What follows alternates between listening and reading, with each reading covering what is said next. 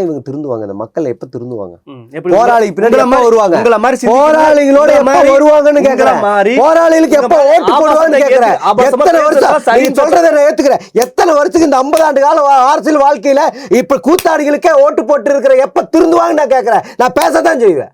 நான் போராடிட்டு இருக்கேன், நான் பேசத்தான் செய்வேன். ஏன் வேல்முருகன் நான் கூத்தாடி தாங்க. அதுக்கு முன்னாடி நான் அரசியல்வாதிங்க, நான் ஒரு போராளிங்க. என்னோட எண்ணற்ற வழக்குகள் இருக்கு, நான் காட்டுறேங்க. நானு ஈரோடு கல்லிறக்க அனுமதி வழங்க வேண்டி போராட்டம் பண்ணி டவர்ல இருந்து மயங்கிய நிலையில கீழே வந்திருக்கேன். நானு சுதா மருத்துவமனை, ஒரு மருத்துவமனை வந்து தவறான சிகிச்சை அளிச்சவங்க இழுத்து மூடி போராட்டம் பண்ணியிருக்கேன். உங்களுக்கு நல்லா தெரியும். கருத்தடைப்பு நிதி நடந்துச்சு தெரியுங்களா? அது எவ்வளவு ஒரு பிரச்சனை பண்ண, அது நான் தான் பண்ணேன். எத்தனை போராட்டங்களை முன்னெடுத்தவன் தெரியுமா? கல்லிறக்க அனுமதி வேண்டி போராட்டம் மட்டும் ஒண்ணு மட்டும் இல்லை. முல்லை பெரியார் அணை பிரச்சனை வரும்பொழுது அந்த கேரள எல்லை முற்றி எடுத்து போராட்டம் பண்ணுவேன்.